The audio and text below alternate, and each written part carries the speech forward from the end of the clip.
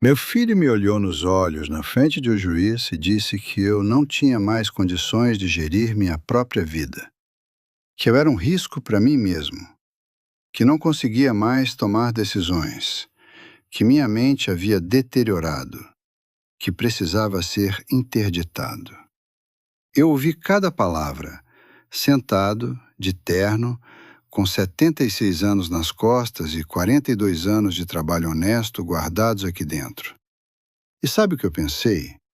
Que eu ia deixar ele terminar de falar, porque o juiz ainda ia fazer uma pergunta, uma só.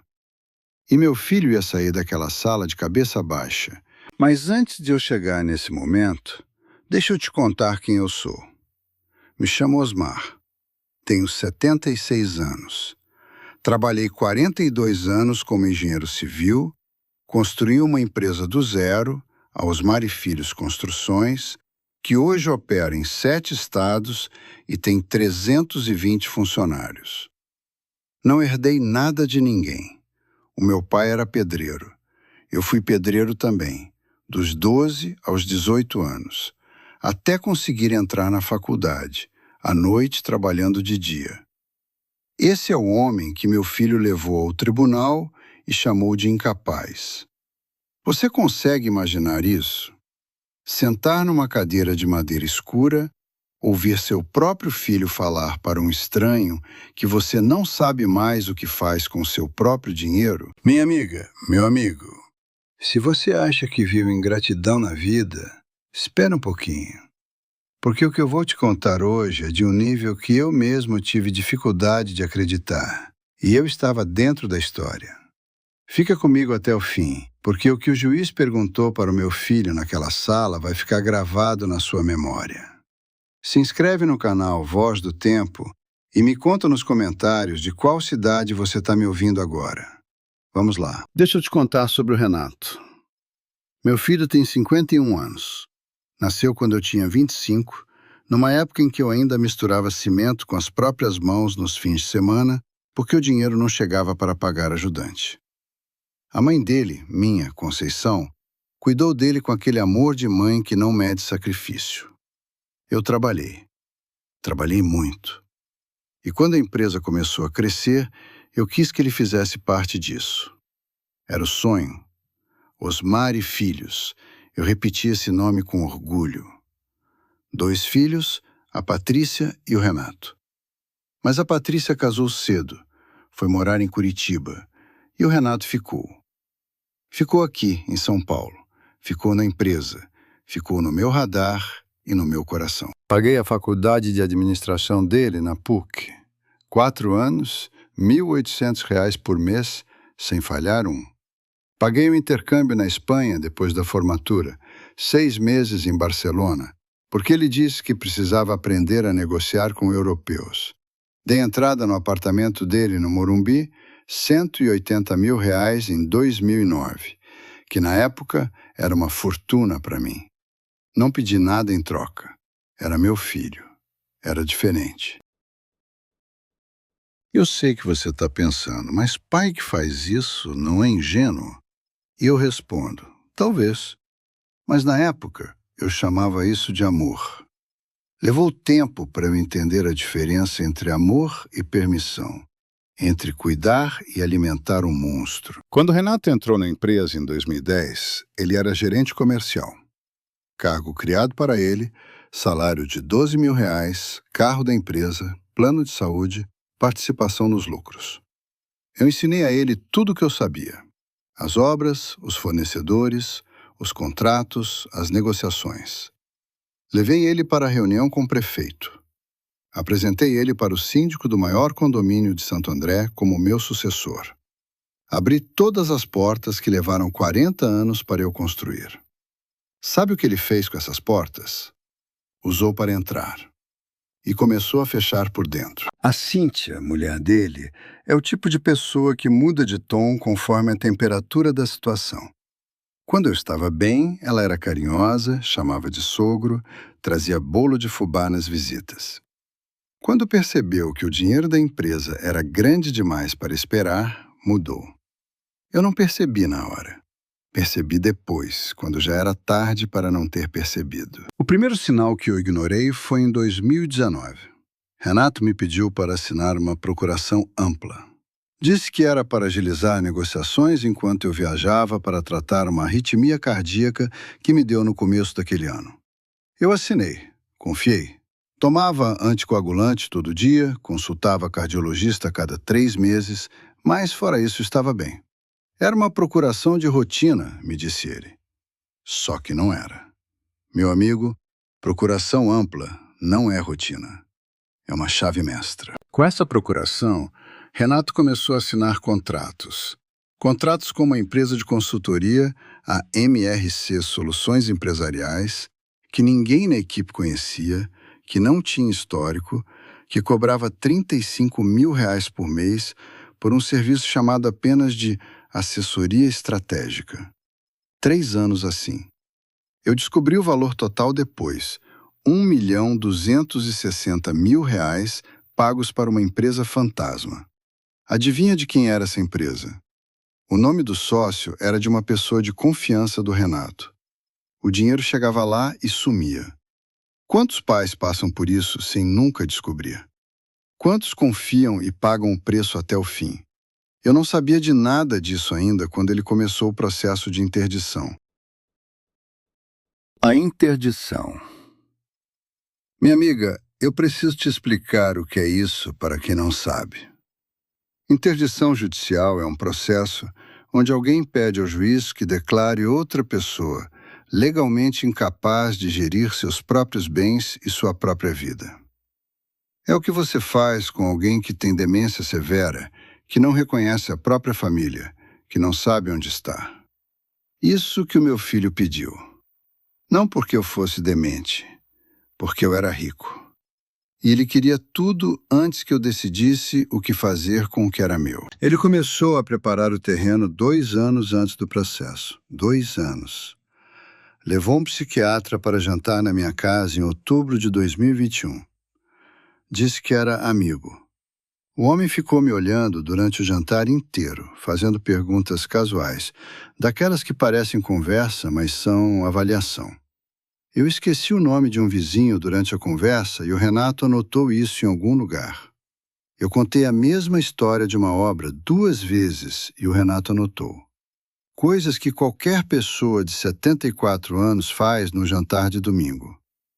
Mas ele construía o dossiê tijolo por tijolo, igualzinho ao que eu ensinei a ele sobre construir uma obra. Com paciência, com método. Em paralelo a tudo isso, Renato tinha coletado declarações de 2 vizinhos meus do condomínio. Falaram que eu às vezes descia para o hall sem sapatos. Uma vez. Eu desci uma vez porque estava com pressa e esqueci o sapato no apartamento.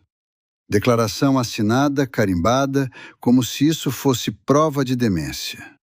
E o psiquiatra, aquele que jantou na minha casa, assinou um laudo sem nunca me examinar formalmente. Um laudo de 3 páginas dizendo que eu apresentava possíveis sinais de declínio cognitivo. Possíveis. Mas bastou para o processo. O pior não é a traição. O pior é perceber que a traição foi planejada com paciência, com cuidado, com o mesmo método que você mesmo ensinou ao seu traidor. Que cada jantar, cada viagem, cada conversa foi também uma coleta de informações. Que enquanto você amava, o outro lado calculava. Ainda estava tentando fechar 2 contratos grandes com prefeituras do interior quando a carta chegou. Em março de 2022, um oficial de justiça bateu na porta da minha casa às 9 da manhã. Eu estava tomando meu café, aquele cafezinho coado na hora que minha cozinheira, Dona Irene, faz todo dia desde 1998, com pão de queijo fresquinho. A normalidade da manhã e então aquele envelope. Processo número 104738221202282600100. Requerente: Renato Osmar Cavalcante. Requerido: Osmar José Cavalcante. Pedido de interdição por incapacidade civil. Eu li 3 vezes, pus o café para o lado. O pão de queijo esfriou no prato. Dona Irene me olhava da cozinha sem entender por que eu tinha ficado quieto de repente. Eu dobrei o papel, coloquei no bolso do pijama e subi para o quarto. Sentei na beira da cama, que foi onde minha Conceição morreu 4 anos antes. Olhei para a foto dela na cabeceira. Ela sempre disse que o Renato era parecido comigo no jeito de querer as coisas. Eu acho que ela nunca imaginou que um dia esse jeito ia se voltar contra mim. Você faria o quê, meu amigo? Com 76 anos, com o coração que já deu problema, com a carta do seu próprio filho na mão dizendo que você não é capaz de viver sua própria vida? Eu ponderei exatamente 2 dias. No terceiro dia, eu peguei o telefone e liguei para o Dr. Hélio Braga, o melhor advogado de direito de família e sucessões de São Paulo. A secretária dele disse que ele tinha agenda livre só dali a 3 semanas. Eu disse que era urgente e que eu pagaria o valor da consulta em dobro para ele me atender amanhã. Ele me atendeu amanhã. E foi nessa reunião que eu entendi. Eu não era o acusado. Eu era o alvo. Existe diferença. Acusado defende. Alvo reage. Eu ia fazer as 2 coisas. O escritório do Dr. Hélio Braga ficava no 12º andar de um prédio na Avenida Paulista. Sala enorme, estantes de livros do chão ao teto, cheiro de papel velho e café fresco. Ele me recebeu de pé, aperto de mão firme, olho no olho. Homem de uns 55 anos, cabelo grisalho, jeito calmo de quem já viu de tudo. Eu contei tudo em 40 minutos. Ele me ouvia e anotava sem interromper. Quando terminei, ele fechou o caderno, tirou os óculos e ficou me olhando por uns 5 segundos. Depois disse uma coisa que ficou gravada. Você é o sonho de defesa de qualquer advogado. Porque você não é vítima. Você é um homem capaz sendo atacado por ganância disfarçada de preocupação. Isso me deu energia. Mais do que qualquer remédio que tomei na vida. Voltei para casa com a cabeça diferente. Tomei meu jantar, uma sopa de legumes que a dona Irene tinha deixado na geladeira, e dormi com uma calma estranha. Porque quando você finalmente decide lutar, o medo some. O que fica é a clareza. O Dr. Hélio explicou a situação. Para interditar alguém, o Código Civil exige que o requerente prove que a pessoa não consegue gerir os próprios atos civis. A prova principal, na maioria dos processos, é o laudo psiquiátrico. O Renato tinha um laudo, aquele do amigo psiquiatra que jantou na minha casa. Era um laudo fraco, cheio de condicional, mas era um laudo. Precisávamos de algo mais forte na direção oposta. Primeira tarefa. Exame neuropsicológico completo. O Dr. Hélio me encaminhou para a doutora Fernanda Luz, neuropsicóloga do Hospital das Clínicas, especialista em avaliação cognitiva de idosos. Você já fez um exame desse? São 4 horas de testes. Memória imediata, memória tardia, atenção, concentração, fluência verbal, raciocínio abstrato, função executiva, orientação no espaço e no tempo.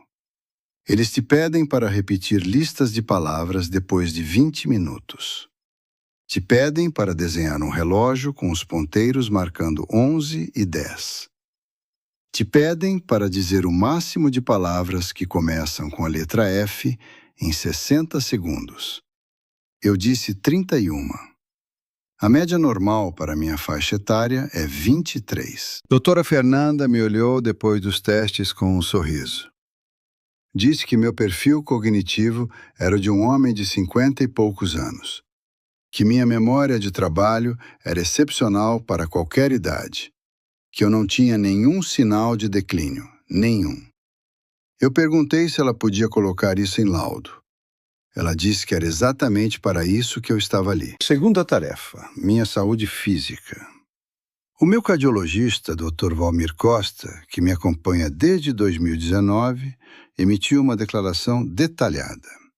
Arritmia controlada com medicação, pressão estabilizada, exames em dia, consultas regulares, nenhuma internação nos últimos 3 anos, homem com controle total sobre seu próprio tratamento.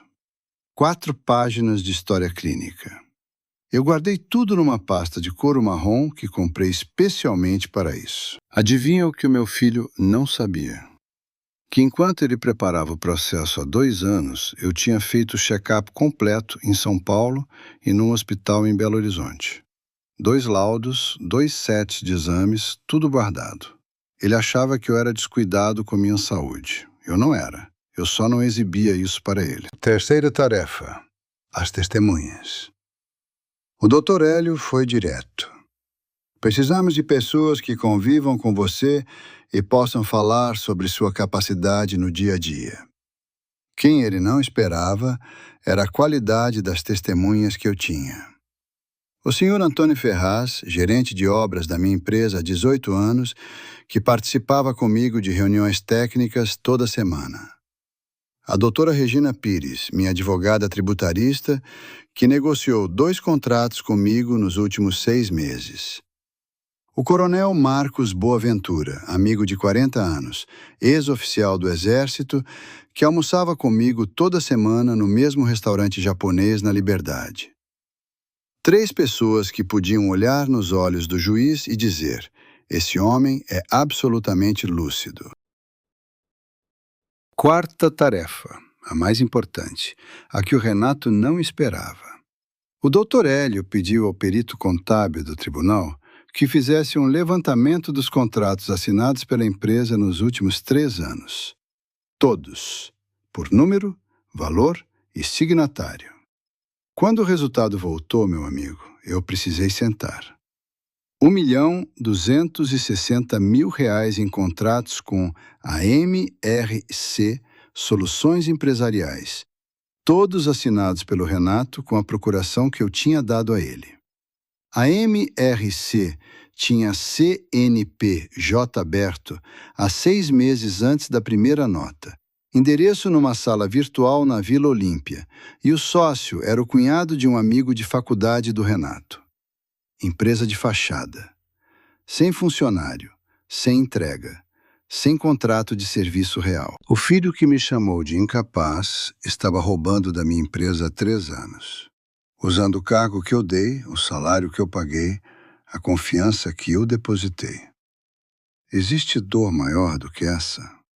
Perceber que a pessoa que você formou, que você carregou, que você amou, estava usando cada coisa que você deu como ferramenta para te destruir?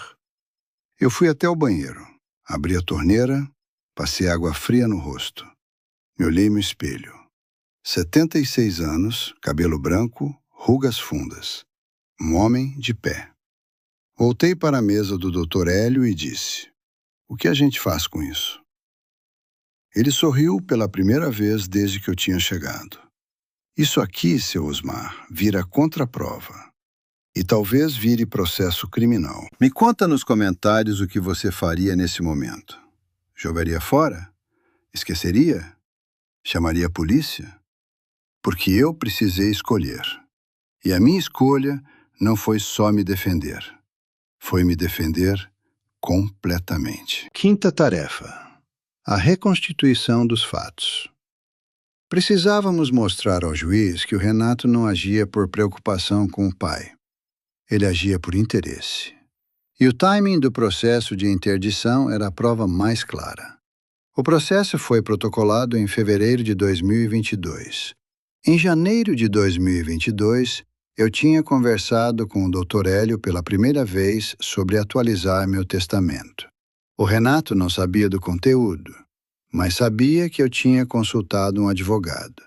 Ele começou o processo de interdição 1 mês depois. Não era coincidência, era pressa. O Dr. Hélio pegou no ar essa informação e virou prova. A precipitação do pedido, sem exame formal do requerido, sem laudo de médico que me tratasse, sem nenhuma situação concreta de risco, Era muito diferente de um filho preocupado com o pai.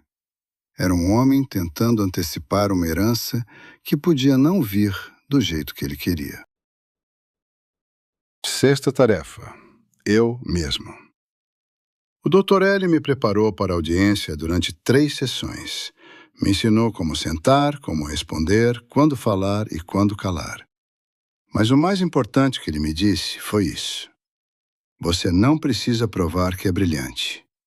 Você precisa provar que é presente. Que você sabe onde está, o que quer, o que tem, o que deve. Isso é suficiente. Eu treinei. Com 76 anos, sentado na sala da minha casa com a foto da Conceição me olhando da parede, eu treinei para provar ao tribunal que era capaz de cuidar da própria vida. O Dr. Hélio fazia perguntas difíceis, as que o advogado do Renato poderia fazer. Eu respondia. Às vezes, ele interrompia. Mais devagar, seu Osmar. Não precisa se justificar. Só responda o que foi perguntado. Eu aprendia. 76 anos e ainda aprendendo. Tem coisa mais humilhante do que isso? Não sei. Mas tem coisa mais necessária? Também não. Na terceira sessão de preparação, o Dr. L me disse uma coisa que eu guardo até hoje. Disse que em 30 anos de advocacia tinha visto muitas famílias destruídas por herança, mas que raramente tinha visto um pai chegar tão preparado para defender sua própria dignidade. Não disse isso para me elogiar. Disse porque era verdade. E verdade é a coisa mais pesada que existe numa sala de audiência. A audiência foi marcada para uma segunda-feira, às 14 horas, na primeira vara de família e sucessões do Fórum João Mendes. Eu me vesti bem. Terno azul marinho que eu tinha comprado para o funeral da minha Conceição. Gravata cinza. Sapato preto engraxado. Tomei meu café da manhã com calma. Pão na chapa com manteiga e um copo de suco de laranja espremido, como faço todo dia. Não estava nervoso, estava concentrado. Tem diferença. Nervoso, treme. Concentrado, age. Peguei a pasta de couro marrom, com todos os documentos em ordem, numerados, indexados, organizados como planta de obra. Entrei no fórum com o Dr. Hélio ao meu lado, subimos 2 lances de escada e no corredor do segundo andar eu vi o Renato sentado num banco de madeira com o advogado dele. Ele olhou para mim e desviou o olhar. Não me cumprimentou. Tudo bem, eu também não. Mas antes de eu te contar o que aconteceu naquela sala, meu amigo, te faço uma pergunta.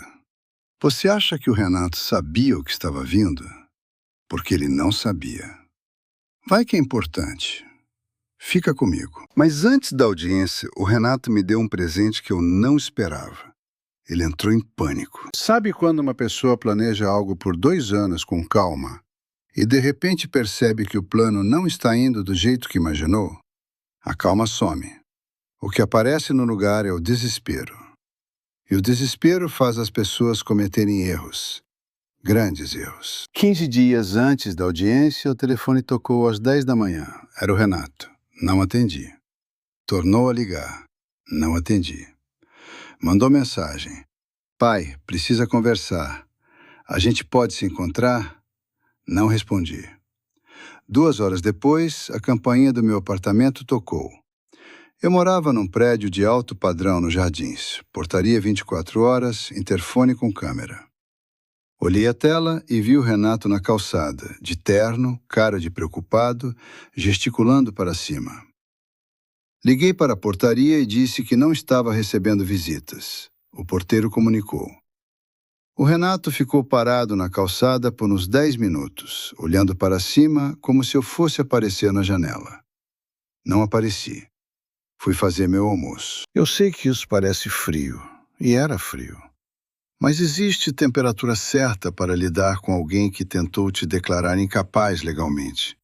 Não é calor. Você consegue imaginar receber uma visita da pessoa que te processou e sorrir como se nada tivesse acontecido? Eu não conseguia e não ia fingir. No dia seguinte, ele tentou outra abordagem. Ligou para a Patrícia, minha filha em Curitiba. A Patrícia me ligou logo depois, preocupada, com aquela voz de quem recebeu uma história pela metade. Disse que o Renato tinha falado que eu estava em processo judicial, que eu precisava de ajuda, que ela deveria vir a São Paulo urgente. Ela não sabia que o processo judicial era ele que tinha aberto contra mim. Eu expliquei tudo, devagar, com calma. A linha ficou em silêncio por uns 15 segundos. Depois a Patrícia disse: "Pai, o que você precisar, eu estou aqui." Minha amiga, às vezes a vida te surpreende de um jeito bom no meio do pior. Eu tinha negligenciado a Patrícia durante anos. Ela foi morar longe, casou bem, sumiu um pouco da minha rotina. Eu deixei. Porque o Renato estava perto, na empresa, no dia a dia. Eu não percebi que escolhi um filho sobre o outro sem nunca tomar essa decisão em voz alta. E aí, no momento mais difícil, foi ela que apareceu. Foi ela que veio. Ela veio a São Paulo na semana seguinte. Ficou no meu apartamento, tomou café comigo de manhã, conversou com o Dr. Hélio, leu os documentos. E quando terminou de ler, ficou olhando para a mesa por um tempo. Saiu para a varanda. Quando voltou, os olhos estavam vermelhos. Não de tristeza, de raiva contida, daquele tipo que não grita porque sabe que gritar não resolve. Mas o Renato não parou por aí. Ele foi atrás das testemunhas. A dona Sônia, vizinha do apartamento ao lado, que eu conheço há 12 anos, me ligou numa quarta-feira com uma voz diferente. Aquele tom de quem tem algo difícil de dizer. Disse que o Renato tinha batido na porta dela na noite anterior, que tinha se apresentado como meu filho preocupado, que tinha pedido para ela confirmar em documento que eu às vezes andava confuso no corredor, que esquecia o nome das pessoas, que parecia desorientado. Tentou convencer ela de que estava fazendo isso pelo bem do pai. A dona Sônia disse para mim, palavra por palavra, com aquela voz firme de quem não tem tempo para conversa mole. Eu disse a ele que nunca vi nada disso e que não ia assinar nada. Ele ficou insistindo. Eu fechei a porta na cara dele. Eu agradeci a dona Sônia. Ela disse: "Seu pai era pedreiro e você construiu uma empresa do zero. Não vou deixar ninguém tirar isso de você." Ela tem 71 anos e mais dignidade do que muita gente de 30. Logo depois disso, ela me contou que o Renato tinha feito o mesmo com o porteiro do turno da manhã, um rapaz chamado Douglas. Perguntou se eu saía sozinho, se voltava tarde, se parecia desorientado. O Douglas não disse nada de comprometedor porque não tinha nada comprometedor a dizer. Mas me contou a conversa com detalhes porque era meu porteiro há 5 anos e sabia de que lado estava. Cada uma dessas tentativas do Renato eu documentei. O Dr. Hélio registrava tudo, cada ligação, cada visita, cada tentativa de pressionar testemunha. Ia tudo para o processo, ia virar prova. Mas não do que o Renato queria provar. Ia provar quem ele realmente era. Você está entendendo o que estava acontecendo? O filho que abriu um processo dizendo que queria proteger o pai estava, na prática, tentando construir mentiras contra esse mesmo pai. Não era proteção. Era engenharia de narrativa. E quando a narrativa começa a desmoronar, o arquiteto entra em desespero. O desespero chegou numa forma que eu não esperava. 6 dias antes da audiência, o advogado do Renato protocolou um pedido de antecipação de tutela. Em linguagem jurídica, isso significa que ele pediu ao juiz que nomeasse um curador provisório para mim imediatamente, antes da audiência, sem esperar o julgamento. O argumento era que eu estava, nas palavras do advogado dele, tomando decisões precipitadas de natureza patrimonial que podem causar dano irreparável. Sabe o que era essa decisão precipitada? Eu tinha atualizado meu testamento. Era meu direito. Era meu dinheiro. Era minha vida.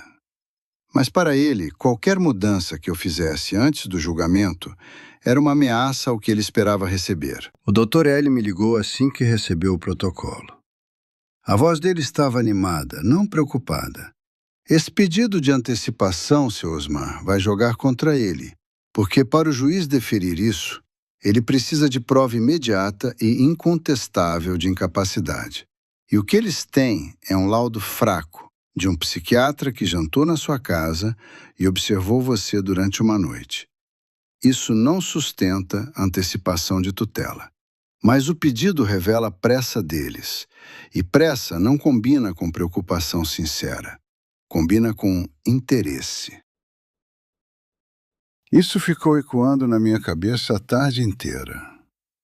Pressa não combina com preocupação sincera. Combina com interesse.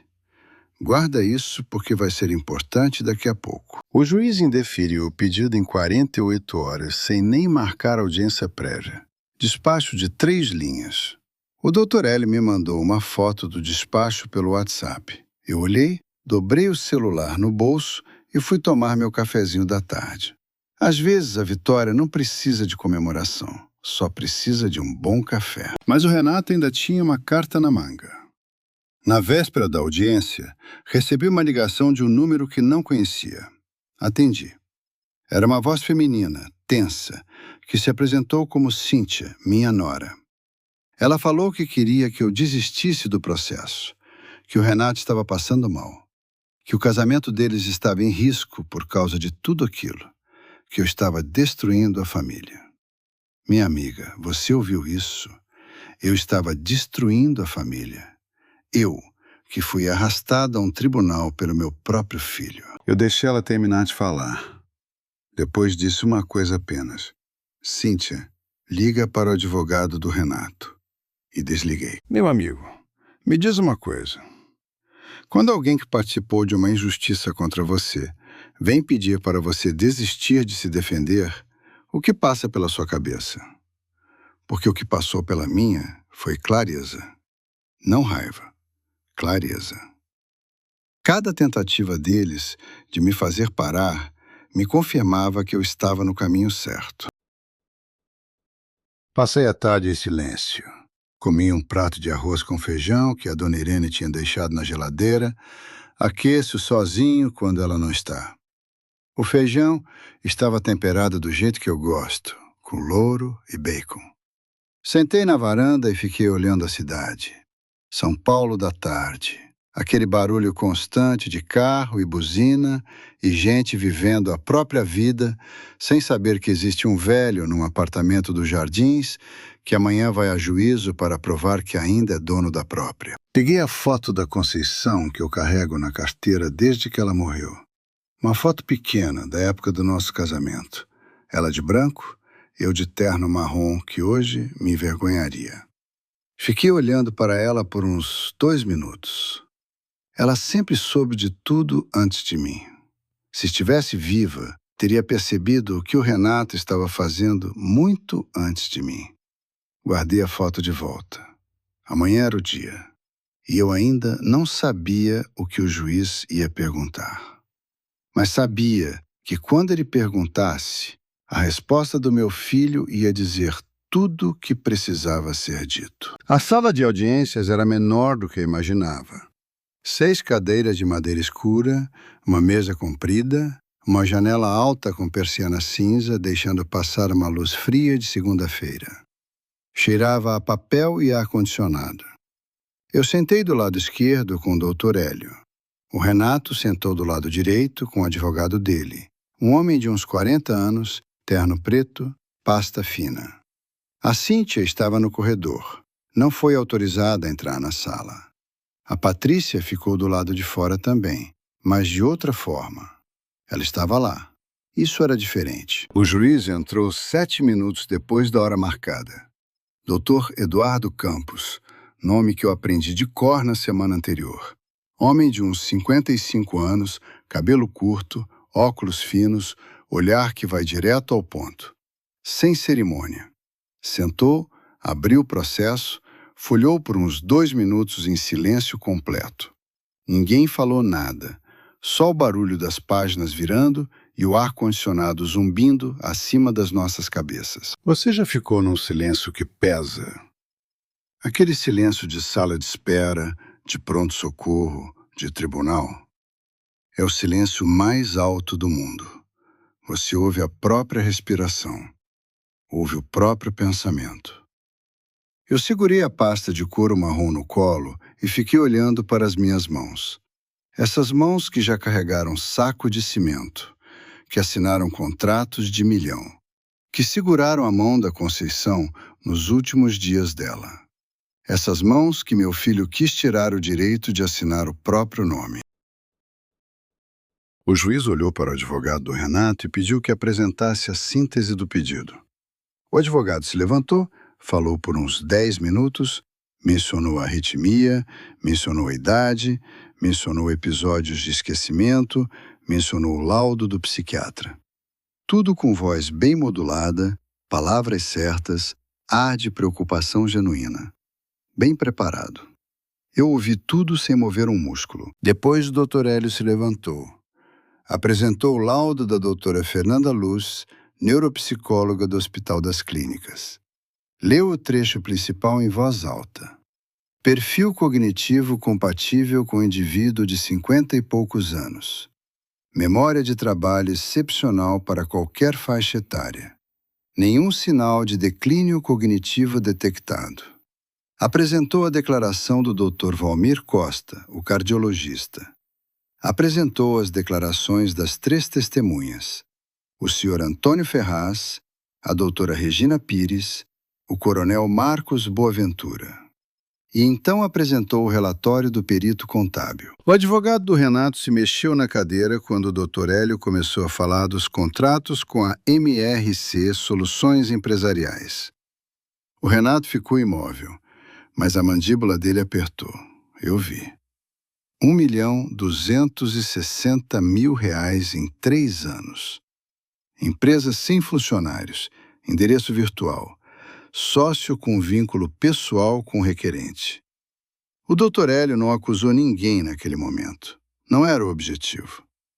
O objetivo era mostrar ao juiz quem tinha interesse real naquele processo. E estava muito claro. O juiz anotou algo, voltou às páginas, ficou em silêncio por uns 30 segundos. Depois, olhou para o Renato. Meu amigo, são nesses 30 segundos de silêncio que uma vida se decide. Você não ouve o coração bater porque está ouvindo o tempo passar. O juiz perguntou. O senhor poderia me explicar o que motivou o pedido de interdição neste momento específico, considerando que o requerido não apresenta histórico de internações, não tem diagnóstico de doença cognitiva documentada por médico assistente e todos os laudos independentes atestam plena capacidade? Pausa. O advogado do Renato tentou responder. Falou em preocupação familiar, em episódios observados no convívio, em risco preventivo. O juiz ouviu. Depois olhou para o Renato diretamente, não para o advogado, e disse: Estou perguntando ao senhor. Renato se levantou, engoliu seco. Disse que a preocupação era genuína, que viu o pai esquecendo coisas, que ficou com medo, que agiu por amor. O juiz olhou para ele por uns 5 segundos. Depois fez a pergunta. A pergunta. Uma só. Senhor Renato, o senhor sabe me dizer quanto o seu pai paga de IPTU desse apartamento por ano? Silêncio. O Renato piscou, olhou para o advogado. O advogado não podia responder. Era uma pergunta para ele. Franziu a testa. Disse que não sabia ao certo. O juiz anotou. Depois perguntou. E o senhor sabe o nome do médico que acompanha seu pai há 3 anos? Outro silêncio. Renato disse que não tinha certeza do nome completo. O juiz virou uma página. e perguntou a terceira coisa. E o senhor sabe me dizer qual é a medicação que seu pai toma diariamente para a arritmia? Renato abriu a boca, fechou. Olhou para a mesa, não sabia. Minha amiga, eu tinha 76 anos sentado do lado esquerdo daquela mesa e eu sabia o nome, a dosagem e o horário de cada remédio que tomava. Sabia o valor do IPTU, sabia o nome do médico, sabia o número da apólice do seguro do apartamento, sabia o saldo da conta corrente daquela manhã. Eu sabia de tudo. E meu filho, que disse que eu era incapaz de gerir minha própria vida, não sabia o nome do meu médico. O juiz fechou o processo. Olhou para o Renato uma última vez, com aquele olhar de quem viu essa história antes, de quem sabe exatamente o que está diante dele. E disse, com uma voz que não era de raiva, mas de encerramento: o pedido não tem amparo fático nem jurídico. Indefiro. Uma palavra. Indefiro. O processo estava encerrado. Renato ficou parado por uns 3 segundos. Depois, pegou os papéis devagar, colocou na pasta, se levantou. Passou por mim sem olhar. O advogado dele cumprimentou o Dr. Hélio com um aperto de mão breve, profissional, sem calor. E saiu. Eu fiquei sentado até a sala esvaziar. O Dr. Hélio colocou a mão no meu ombro e disse: está feito, seu Osmar. Eu respirei fundo. Olhei para a janela com a persiana cinza. Uma luz fria de segunda-feira entrando por baixo. Levantei devagar, arrumei o terno, peguei minha pasta de couro marrom e saí. No corredor, a Patrícia estava de pé, encostada na parede. Quando me viu, caminhou até mim e me abraçou. Não disse nada. Eu também não. Ficamos assim por uns 20 segundos, no meio de um corredor de fórum com gente passando, servidores com pilha de papel, advogados com pasta, casais brigando em voz baixa. A vida normal do tribunal em volta e eu ali parado recebendo o abraço da minha filha que eu tinha deixado de ver por anos. E foi o abraço mais importante que eu recebi em anos. Mais importante do que qualquer vitória jurídica. Porque me lembrou que eu ainda tinha família. Só precisava olhar para o lado certo. Mas essa não era o fim da história, meu amigo. Porque o Dr. Hélio ainda tinha uma última jogada. E essa ia mudar tudo o que vinha depois. Se você está aqui até agora, comenta embaixo. Eu estou de pé. Porque essa história ainda não acabou. A decisão do juiz foi proferida na segunda-feira. Na quinta-feira seguinte, o Dr. Hélio me ligou às 8 da manhã. Eu estava tomando meu cafezinho, sentado na varanda, olhando São Paulo acordar. Ele disse: seu Osmar, temos uma janela. O advogado do Renato entrou em contato querendo uma reunião. O Renato quer conversar. Eu perguntei para o Dr. Hélio o que ele achava.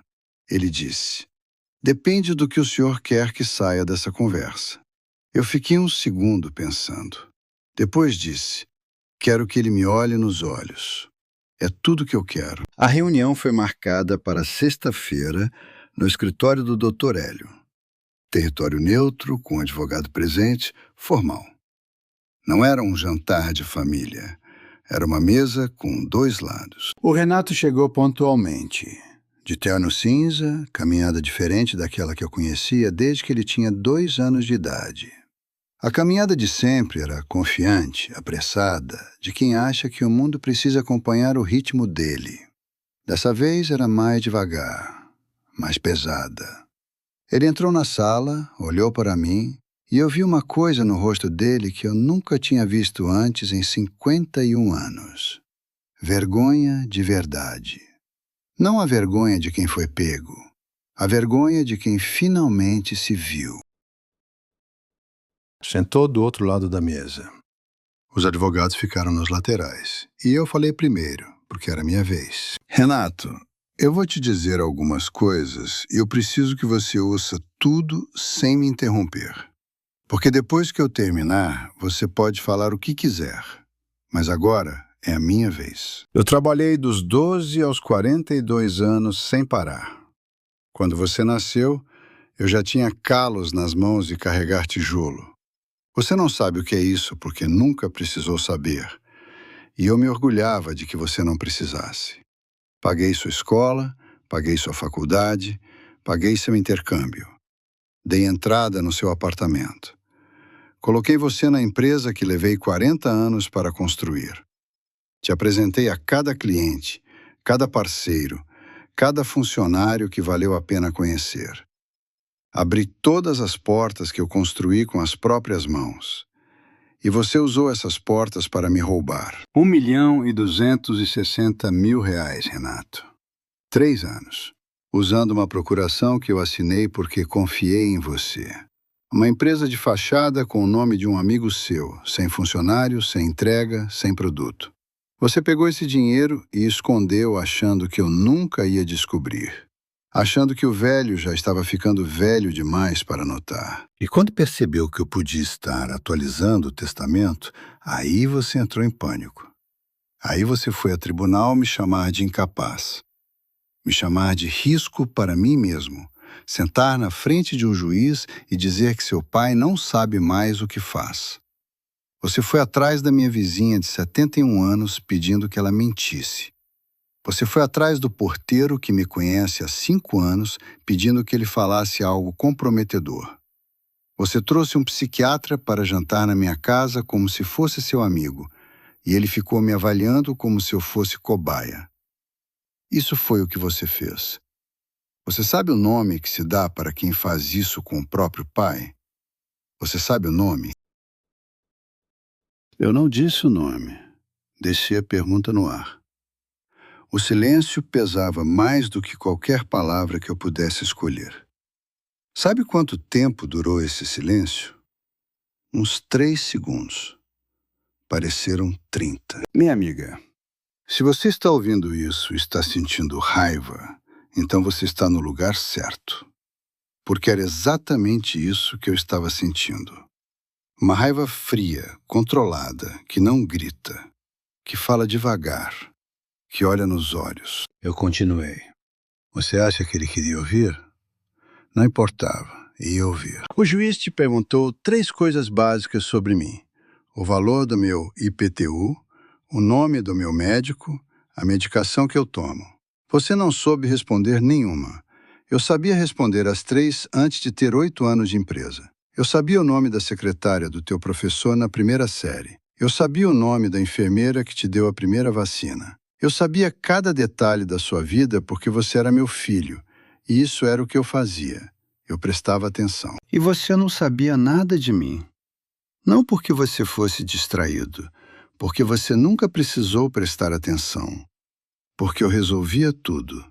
Porque você nunca teve que se preocupar com os detalhes da minha vida. Porque eu nunca dei trabalho. E quando eu finalmente podia dar trabalho, quando o testamento podia não vir do jeito que você esperava, você não foi conversar comigo. Você foi ao tribunal. O Renato estava olhando para a mesa.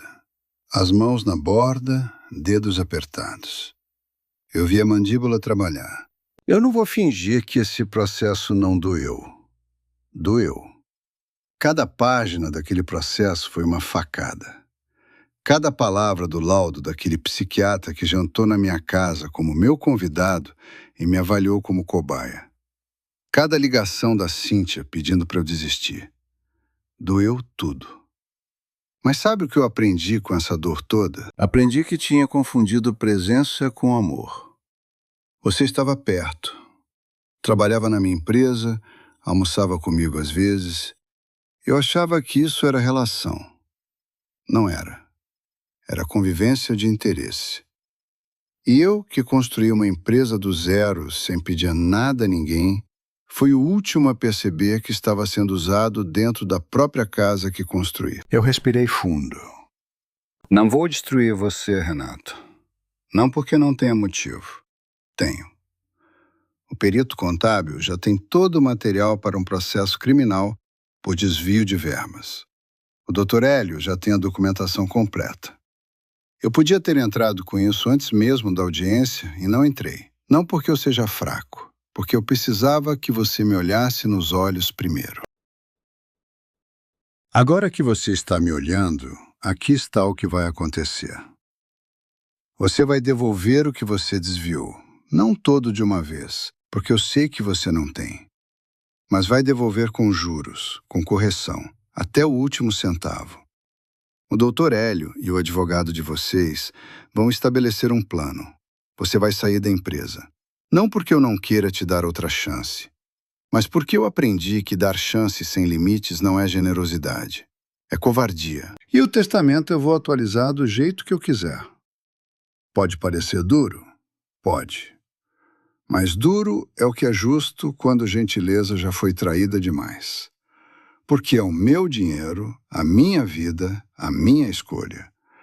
E se você não souber aceitar isso, pode levar ao tribunal de novo.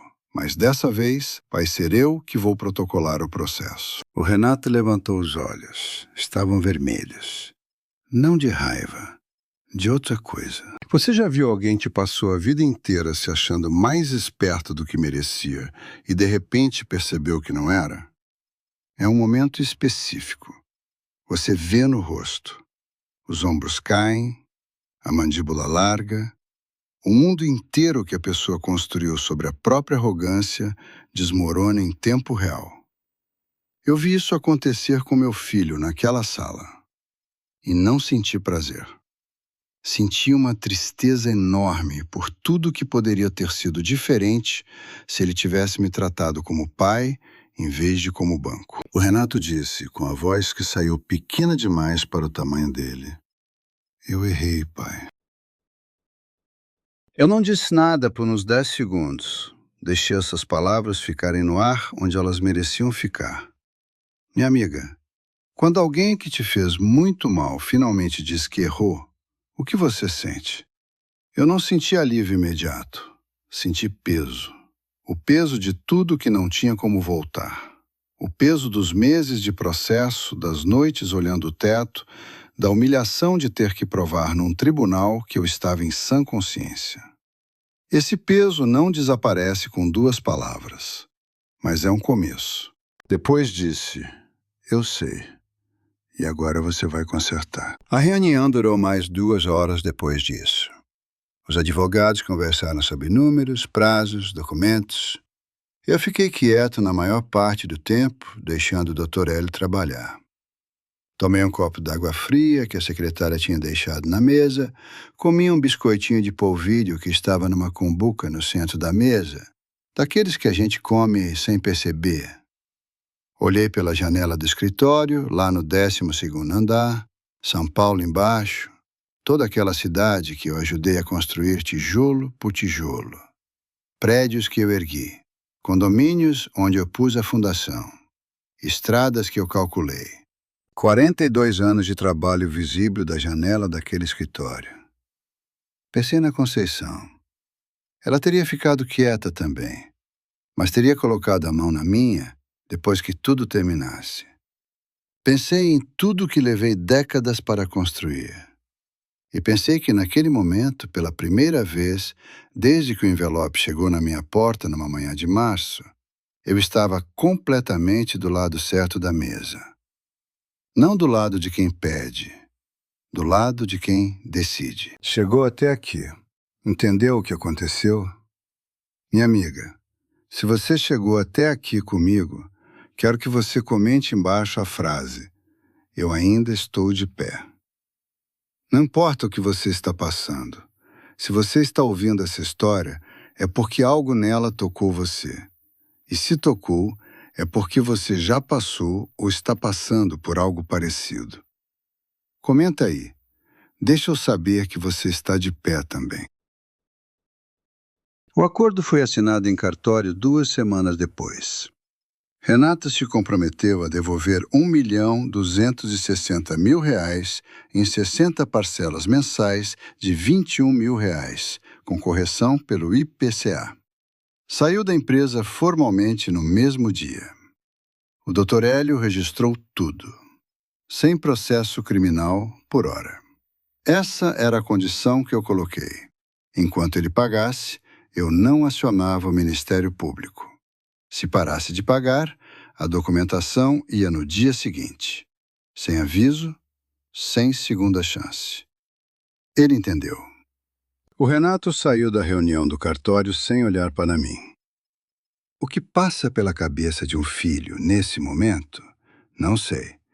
Não tenho como saber. Foi direto para o carro, um Audi A4 que ele tinha comprado 2 anos antes, com dinheiro que eu agora sabia de onde vinha. Eu fiquei na calçada com o Dr. Hélio por uns 5 minutos tomando um ar. Era uma tarde de outubro, aquele calor úmido de São Paulo que você aprende a ignorar depois de décadas. O Dr. Hélio me estendeu a mão. Eu apertei firme. Ele disse: "Foi uma honra, Sr. Osmar." Eu disse: "O trabalho foi seu." Ele sorriu e foi embora. Eu fui até uma padaria na esquina, pedi um café coado e comi um pão de queijo quentinho sentado num banquinho de fórmica, como qualquer homem que acabou de resolver um problema muito grande e agora precisa de um café muito simples. Nos meses seguintes, eu acompanhei de longe o que estava acontecendo com o Renato. Não por fofoca, não por raiva. Acompanhei porque era meu filho. Porque por mais que eu tivesse me protegido, uma parte de mim ainda queria entender como chegamos até aquele ponto. Sabe quando a cumplicidade cobra conta? A Cíntia pediu separação 3 meses depois do acordo. Ela disse, segundo me contou a Patrícia, que soube pela mãe de uma amiga em comum, que não aguentava mais carregar o peso do que eles tinham feito.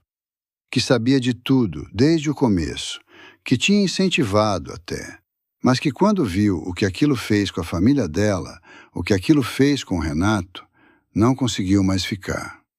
Saiu com as malas e foi morar com a mãe dela em Campinas. Às vezes, a cumplicidade na maldade cobra um preço que só aparece depois. E quando aparece, aparece com juros. O Renato vendeu o apartamento do Morumbi. Aquele apartamento onde eu tinha dado R$ 180 mil de entrada em 2009. Usou parte do dinheiro para quitar as primeiras parcelas do acordo comigo. Com o restante, alugou um apartamento menor em Moema. 2 quartos, sem portaria 24 horas, sem vaga dupla na garagem. Vida enxugada de quem foi de um nível para outro, sem ter trabalhado para subir, e agora estava aprendendo a descer. Aprendi pelo Coronel Marcos, que soube por um conhecido em comum que o Renato estava trabalhando como consultor autônomo. Alguns clientes, nenhuma estrutura grande, construindo algo do zero pela primeira vez na vida, com 51 anos. Aqui está a parte da história que eu demorei mais para entender, porque é a parte mais difícil de encarar. A parte que nenhum pai quer chegar, mas que precisa ser dita. Por que o Renato fez isso? Não a resposta fácil, não ganância. A resposta que eu fui montando ao longo dos meses, conversando com a Patrícia, conversando com o Dr. Hélio, conversando com o Coronel Marcos numa tarde com cervejas geladas num boteco de Pinheiros, aquele botequim velho com mesa de madeira e ventilador de teto rangendo no calor, o Renato sempre viveu na minha sombra, desde criança. Filho de engenheiro que construiu uma empresa do zero, filho de um homem que todo mundo respeitava no bairro, na cidade, no setor. Ele ouviu a vida inteira o nome do pai, Osmar Cavalcante. A empresa do seu Osmar. Você é filho do seu Osmar. E ele cresceu sem nunca ter construído nada que fosse só dele. A empresa que ele administrava era minha. O cargo que ele tinha foi eu que criei. O apartamento que ele morou foi eu que dei a entrada. Ele era gerente numa empresa chamada Osmar e Filhos. O nome da empresa era meu. O sobrenome era meu. Ele era filho de. Isso corrói uma pessoa por dentro como ferrugem corrói ferro. Você consegue imaginar sentir raiva de quem te deu tudo? Parece impossível, mas não é. Devagar, por baixo, onde ninguém vê, não justifica, mas corrói. Meu amigo, Você conhece alguém assim? Alguém que recebeu tudo e ficou com raiva de quem deu? Porque parece contraditório, mas não é. Quando você recebe demais de alguém, quando você não consegue imaginar sua vida sem o suporte dessa pessoa, às vezes o que você sente não é gratidão, é ressentimento. Porque cada coisa que a pessoa te dá é um lembrete silencioso de que você não conseguiu sozinho. E aí a gratidão apodrece por dentro e vira outra coisa. Vira inveja, vira raiva. Vira o tipo de pensamento que um homem de 50 anos não deveria ter sobre o próprio pai. Eu acho que o Renato me amava. Acho que parte dele me amava de verdade. Mas outra parte me via como obstáculo para se tornar ele mesmo. E quando a parte que queria herdar ficou com mais espaço do que a parte que amava, ele tomou a decisão errada. Entender isso não me fez perdoar na hora. Perdão não é uma torneira que você abre. É um processo lento que anda sozinho no tempo, sem avisar. Mas entender me ajudou a parar de me perguntar onde eu errei. Porque eu não errei em amar. Eu errei em não ensinar que amor não é automaticamente suporte eterno. Que herança é conquista, não direito. Que filho adulto tem obrigação de se tornar adulto de verdade. Essa lição eu não dei bem. E se eu tivesse? O que teria mudado? Não tenho resposta, mas a pergunta fica. E paguei um preço alto por isso. Mas o preço foi pago e a lição ficou.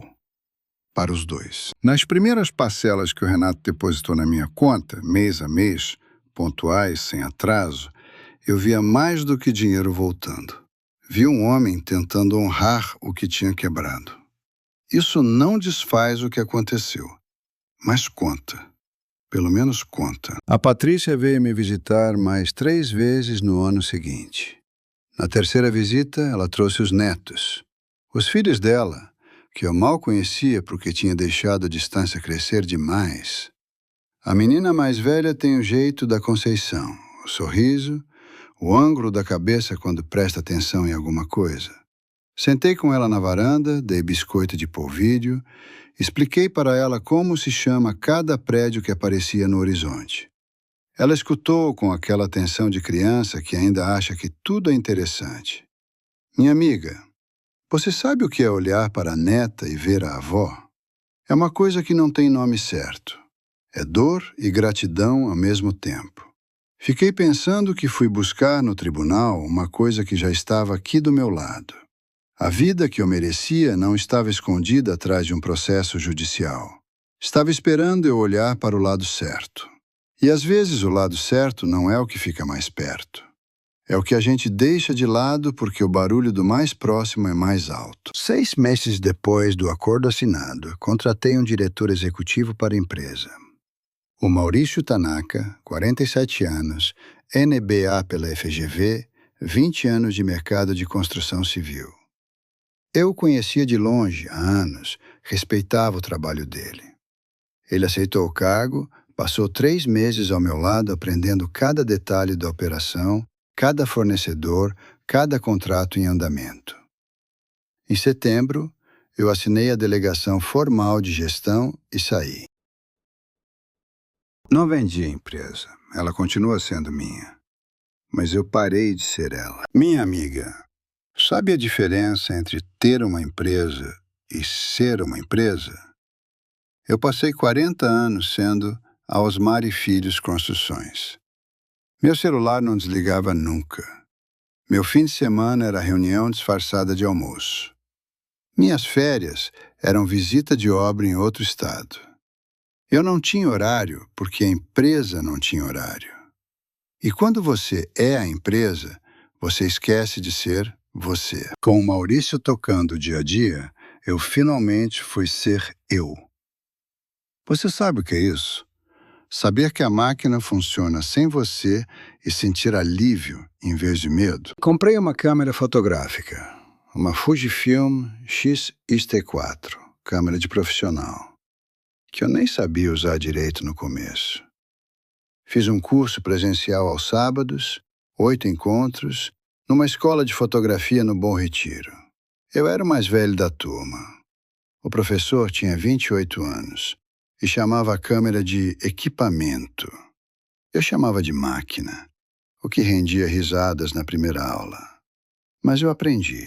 Aprendi composição, aprendi luz, aprendi que o que você deixa de fora do quadro é tão importante quanto o que você coloca. Fotografei São Paulo de um jeito que eu nunca tinha visto em 76 anos de cidade. Fotografei o mercado municipal às 6 da manhã, com os carregadores chegando e o cheiro de especiaria no ar frio de terça. Fotografei o viaduto do Chá ao entardecer, com aquela luz dourada de fim de tarde que São Paulo tem quando o céu colabora. Fotografei rostos de vendedores ambulantes na rua 25 de Março, cada ruga uma história, cada olhar um país diferente. Fotografei a dona Irene na cozinha, de costas, mexendo uma panela, a luz do fogão iluminando o vapor. Ela viu a foto e disse que eu estava ficando maluco. Eu disse que ela estava linda. Ela riu e virou a cara, mas ficou. Postei algumas fotos no Instagram. A Patrícia me ajudou a criar a conta. Ela escolheu o nome de usuário. Osmar, sublinhado Cavalcante, sublinhado 76. Eu disse que não precisava colocar a idade. Ela disse que sim, precisava, que era parte de quem eu era. Fiquei pensando nisso. 76 anos como identidade, não como desculpa. Ela tinha razão. Comecei a seguir fotógrafos de todo o mundo, a ver como outros olhos veem a mesma luz. É uma conversa sem palavras que acontece entre pessoas que nunca vão se encontrar. Eu gosto disso. Meu amigo, você já fez algo pela primeira vez depois dos 70 anos? Porque existe uma liberdade específica em aprender algo novo quando você já viveu o suficiente para não ter vergonha de errar. Na escola de fotografia, eu errei muito. Fotografei fora de foco, errei a exposição, cortei cabeça de gente nas fotos. E não me importei, porque não tinha nada a provar para ninguém. Era só eu e a máquina e a cidade. Fui a Portugal em março. Primeira viagem internacional em 12 anos, desde uma visita de obra em Portugal em 2010, que era trabalho disfarçado de turismo. Dessa vez era só turismo. Fui a Lisboa, fui ao Porto, fui a um vilarejo pequeno no Alentejo chamado Monsaraz, que um colega do curso de fotografia tinha recomendado. Fica no alto de uma colina, casas caiadas de branco, ruas de paralelepípedo que não mudaram em 400 anos. Cheguei de tarde, deixei a mala no quarto da pousada, peguei a câmera e fui andar.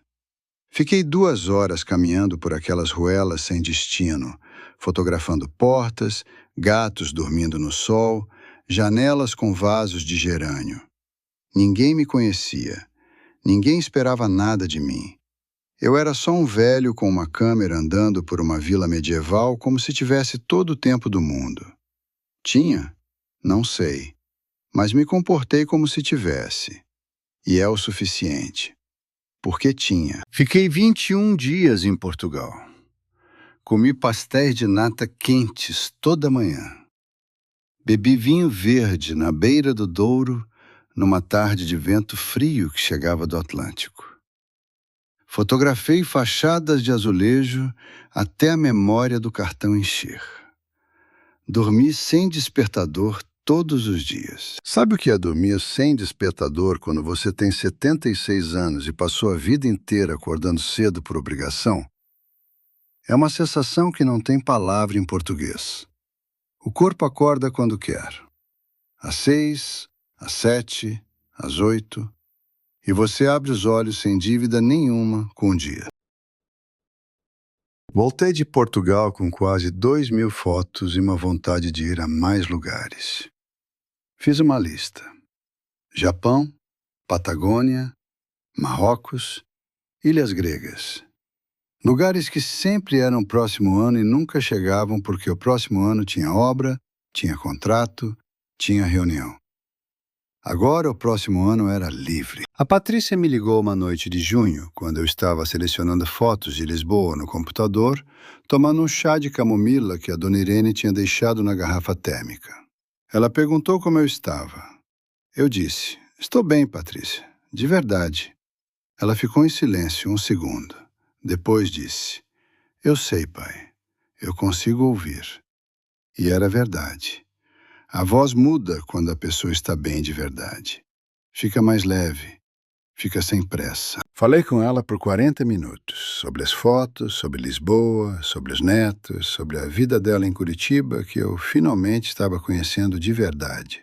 Ela perguntou se eu topava ir visitá-la em agosto. Eu disse que sim, antes de ela terminar a frase. Minha amiga, eu tenho 76 anos. Tomei minha medicação hoje de manhã, fiz meu exame de rotina semana passada. O Dr. Valmir Costa me disse que o coração está respondendo bem.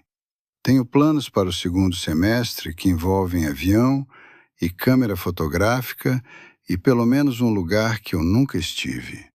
Tenho uma filha que me liga toda semana e netos que estão aprendendo meu nome. Tenho uma empresa que funciona sem mim e me paga dividendos todo mês. E tenho a foto da Conceição na carteira, que eu carrego desde que ela morreu e que vai comigo para todo lugar, para Portugal, para Curitiba, para o tribunal, para a padaria na esquina. Não tenho um filho que me trata bem, ainda. Mas tenho um filho que está tentando. As parcelas chegam no dia certo, mês após mês. Ele mandou uma mensagem no meu aniversário, uma mensagem curta, sem floreio. Feliz aniversário, pai. Espero que esteja bem. Eu respondi, estou. Não foi muito, mas foi honesto. E às vezes honesto sem floreio vale mais do que bonito sem verdade. Valeu a pena? O processo levou quase um ano da minha vida. O tribunal, os documentos, a preparação, a audiência, o acordo. Um ano que eu não recupero. Mas sabe o que eu penso quando olho para esse ano? Que foi o ano em que eu aprendi, com 76 anos, que dignidade não tem prazo de validade. Que um homem de qualquer idade tem o direito de se defender, de dizer não, de escolher o próprio destino. Que velho não é sinônimo de passivo. Velho com história é homem com argumento. E argumento bem construído vence em qualquer sala, inclusive numa sala de tribunal com persiana cinza e ar-condicionado barulhento. O resto é tempo. E o tempo, a essa altura, eu aprendi a não desperdiçar. Então, minha amiga, meu amigo, a gente chegou até aqui juntos. E antes de eu terminar, preciso te dizer algumas coisas. Não sobre mim, sobre você. Se você está ouvindo essa história e reconhece alguma coisa nela, se você já sentiu que alguém que deveria te proteger estava, na verdade, te diminuindo, então eu preciso que você ouça o que vem a seguir com atenção. Ter idade não é fraqueza. Você sabia disso? Porque às vezes a gente esquece. Às vezes a gente deixa o mundo nos convencer do contrário. Ter experiência não é obsolescência. Ter 70, 80, 90 anos e estar lúcido, presente, capaz de tomar suas próprias decisões, isso é conquista. É o resultado de uma vida inteira de aprendizado. E ninguém tem o direito de tirar isso de você. Nem filho, nem neto, nem sobrinho, nem ninguém que apareça com um sorriso de preocupação e um advogado escondido atrás. O que aconteceu comigo pode acontecer com qualquer família. A ganância não escolhe classe social, não escolhe a grau de instrução, não escolhe se o pai é engenheiro ou pedreiro. Ela escolhe onde existe riqueza e impaciência ao mesmo tempo. E quando as duas se encontram, às vezes a pessoa que você mais amou na vida vira a pessoa de quem você mais precisa se proteger. Não estou te contando isso para te assustar. Estou te contando para te preparar. Para que você saiba que é possível se defender.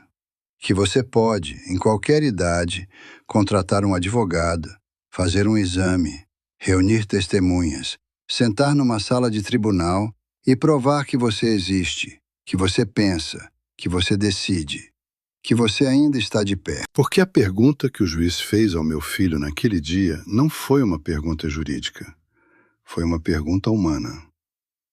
Você conhece esse homem? Você sabe quem ele é?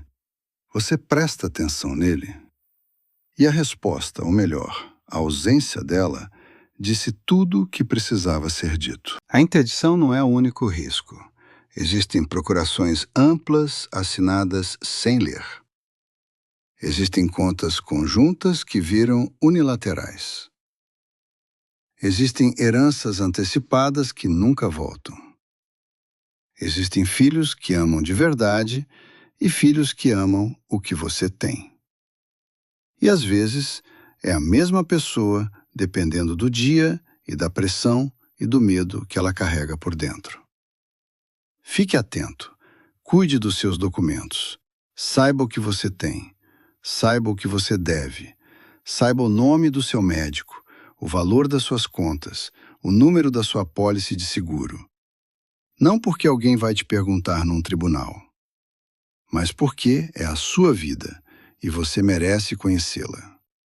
Conhecer a própria vida é o primeiro ato de dignidade. E quem te disser que você já passou da hora de se preocupar com isso, essa pessoa está errada. Tem mais uma coisa que eu quero te dizer. O processo me ensinou algo que eu não esperava aprender aos 76 anos. Me ensinou que solidão e abandono são coisas diferentes. Solidão é estar sozinho. Abandono é estar cercado de gente e ainda assim invisível. Eu vivi anos cercado de filho, de nora, de empresa, de reunião, de gente pedindo coisa. E me sentia cada vez mais invisível, porque ninguém via Osmar. Viam o pai que paga, o dono que assina, o velho que tem. Quando tudo aquilo desmoronou, eu encontrei os que me viam de verdade. A dona Sônia que fechou a porta na cara do meu filho.